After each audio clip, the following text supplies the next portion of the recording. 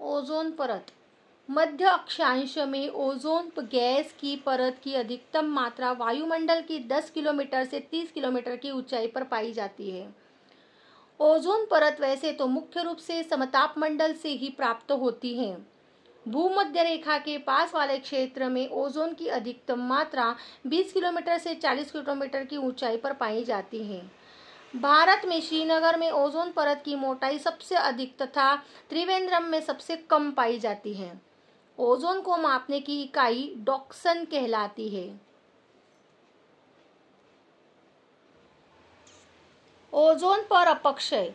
Ozone रासायनिक सूत्र O3 अत्यंत क्रियाशील गैस है। जब सूर्य के प्रकाश की पराबैंगनी किरणें अंतरिक्ष से पृथ्वी की ओर आती हैं तो पृथ्वी के वायुमंडल की समताप परत पर उपस्थित ऑक्सीजन के अणुओं को परमाणुओं में तोड़ देती हैं।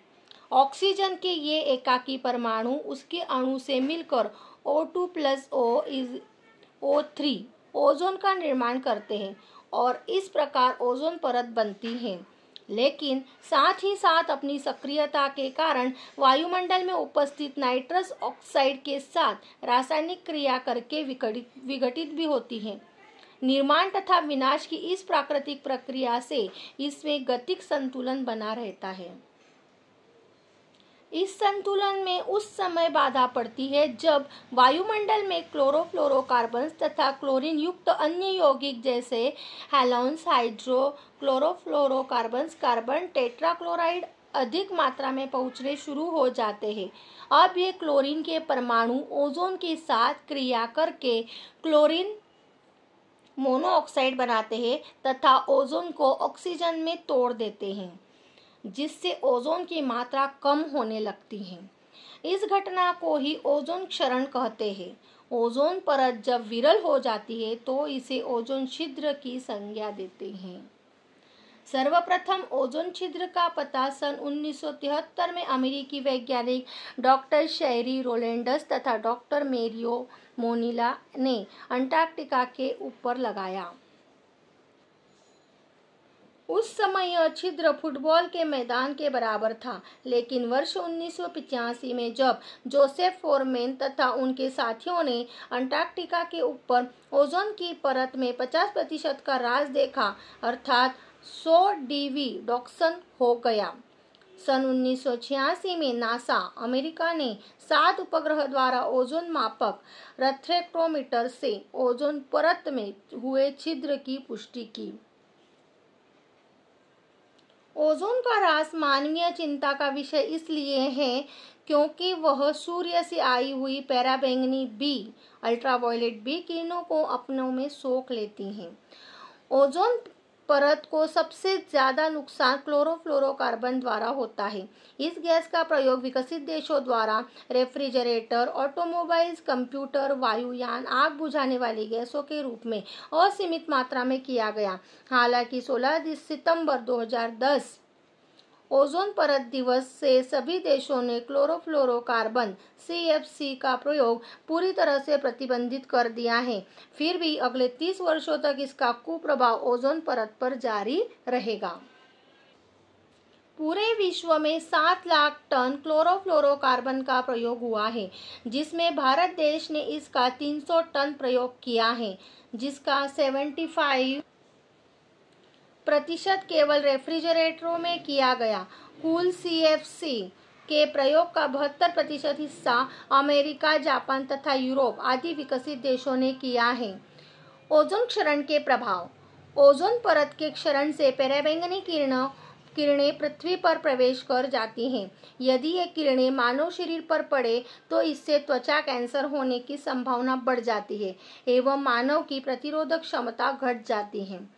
पेड़ पौधों के क्लोरोफिल पर इसका बुरा प्रभाव पड़ता है। पराबैंगनी किरणों के कारण शरीर में कई तरह के संक्रमण हो जाते हैं, जिनमें मीजल्स, कुष्ठ, चिकनपॉक्स, फंगस तथा कैंसर रोग प्रमुख है। इतना ही नहीं, शरीर की कोशिकाओं की DNA भी पराबैंगनी प्रकाश के प्रति संवेदनशील होता है, जो कैंसर मेलानोमा को प्रेरित करता है। धरती की सतह पर सकेंद्रण रासायनिक कोहरे केमिकल फॉग को जाने देता है, जो बीजों व फलों के उत्पादन को कम कर देता है। ओजोन क्षरण से वैश्विक तापमान में भी वृद्धि होती है।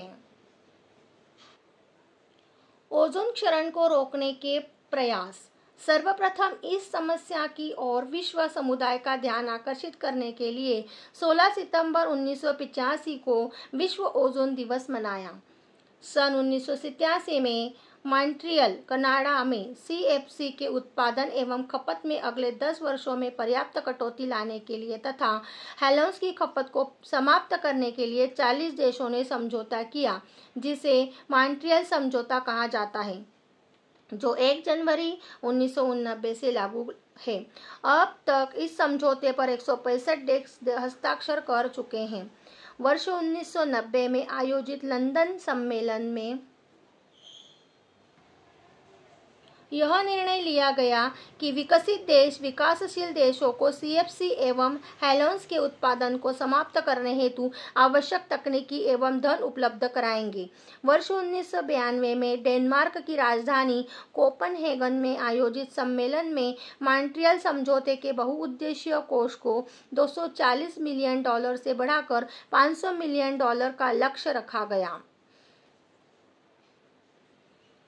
इसके अतिरिक्त इस सम्मेलन में यह भी कहा गया कि जब तक प्रौद्योगिक स्थानांतरण की व्यवस्था न हो, तब तक दक्षिणी देशों को ओजोन क्षरण पदार्थों ODS का उपयोग या उत्पादन समाप्त करने के लिए बाध्य नहीं किया जाएगा।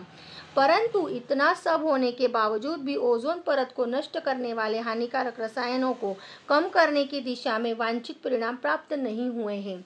अतः गत वर्ष 16 सितंबर 2010 विश्व ओजोन परत दिवस से विश्व समुदाय ने CFC पदार्थों के प्रयोग को पूर्णतः प्रतिबंधित कर दिया है। डिटर्जेंट से प्रदूषण। सफाई के कार्यों में प्रयुक्त डिटर्जेंट सामान्यतः 2 रसायनों, सर्फेक्टेंट तथा फॉस्फेट के मिश्रण से बनाया जाता है। इसमें प्रथम तत्व जहां सफाई की क्रिया में हिस्सा लेता है, वहीं दूसरा तत्व केवल डिटर्जेंट की संरचना में आधारभूत रसायन की भूमिका निभाते हैं। इनमें से प्रथम के कारण झाग बनता है, जिससे जल शोधन की प्रक्रिया में बाधा बढ़ती है। वहीं दूसरे तत्व में उपस्थित जल में उपस्थित शैवाल तेजी से वृद्धि करते हैं तथा नदी के जल में सुपोषण का कारण बनते हैं, जिससे पानी गंदा व पीने के अयोग्य हो जाता है। इसके अलावा इनके जल के ऑक्सीकरण तथा जल पाचन की क्रिया भी धीमी हो जाती है। इस प्रकार से जल प्रदूषण का स्थायीकरण बनते हैं। प्लास्टिक पॉलीथीन प्रदूषण। हर प्रकार के उपयोग में लाया जाने वाला प्लास्टिक पॉलीथीन घातक या खतरनाक नहीं होता, किंतु जब इसमें प्लास्टिसाइजर व अन्य रंगीन करने वाले पदार्थ मिलाए जाते हैं तो यह स्वास्थ्य व पर्यावरण के लिए हानिकारक बन जाता है।